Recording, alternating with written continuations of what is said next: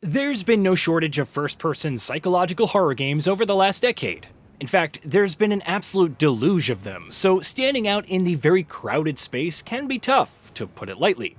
Pixel Split's Reveil succeeds at that in some ways, but fails in others. In many ways, it treads on ground that has become so familiar by now that it has started losing most of its impact, but in others, it puts its own unique twist on things to breathe new life into them.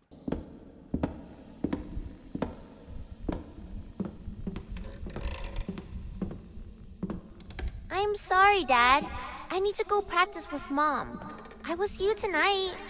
In Reveil, you play as Walter, a man who runs a circus with his wife. He begins the game getting out of bed and complaining about a headache. Walking through his house, he realizes that neither his wife nor his daughter are anywhere to be found, and from there, things quickly take a turn, as you find yourself walking through surreal fragmented versions of Walter's house and his circus, and living through memories of his life, which often contradict what he remembers himself in key ways.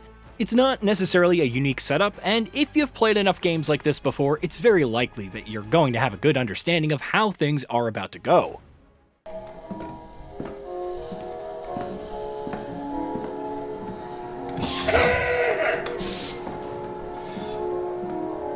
From the story it tells to the way that it tells it, Reveil doesn't do an awful lot to break the mold, and that predictably does take out a lot of the bite from the story it's trying to tell.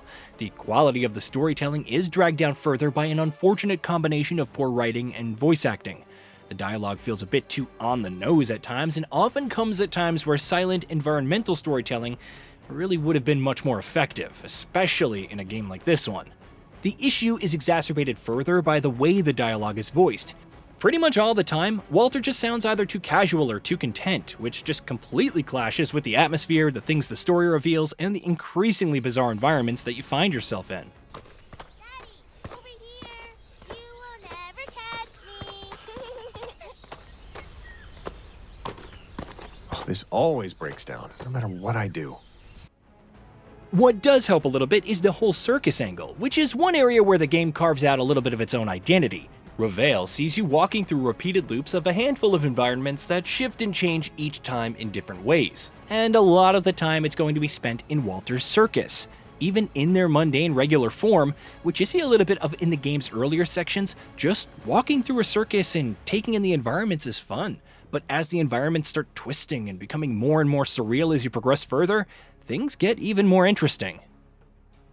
There's some really good striking imagery in Reveil. The way that the environments twist and loop and distort around you deserves a lot of praise, even if it's not necessarily something that we haven't seen before in games, simply because of how well those well-trodden ideas are executed here.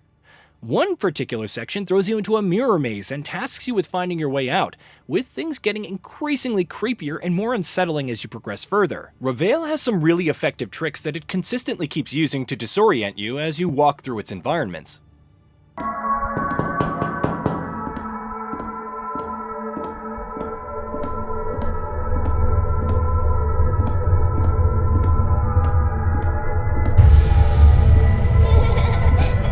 That adds a great deal to the atmosphere as well, an area where the game by and large sticks the landing.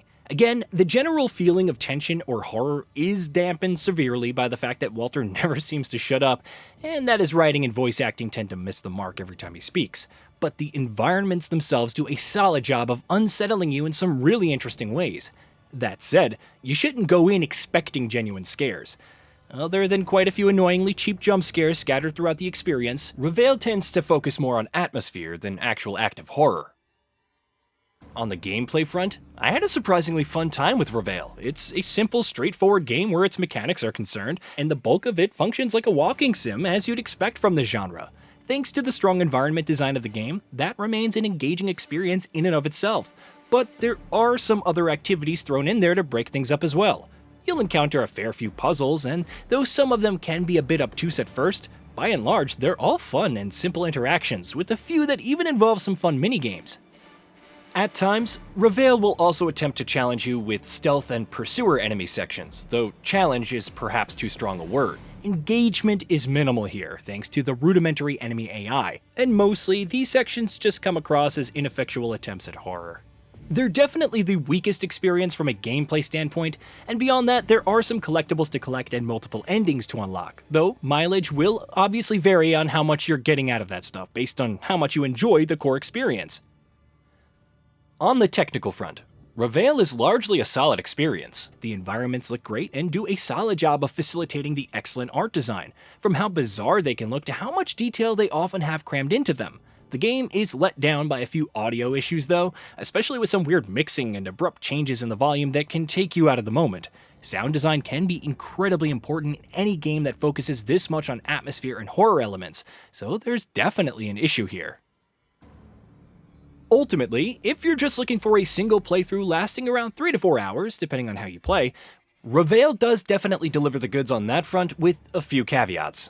It's not the most original game thanks to how many PT-inspired games we've seen and continue to see, and from clumsy writing and voice acting to ineffectual attempts at horror, the game does let itself down in some ways, but there are also some genuinely good moments in here. Be it the memorably designed, surreal environments you often find yourself in, how effective the atmosphere can be at times, or the fun and straightforward nature of most of the gameplay mechanics. If you have a hankering for another short, first-person psychological horror experience, this one is certainly worth a look. Hey, did you know that we at GamingBolt upload new videos every day? Stick around, drop a like, subscribe, and hit that bell, and let us know what kind of content you'd like to see in the future with a comment below.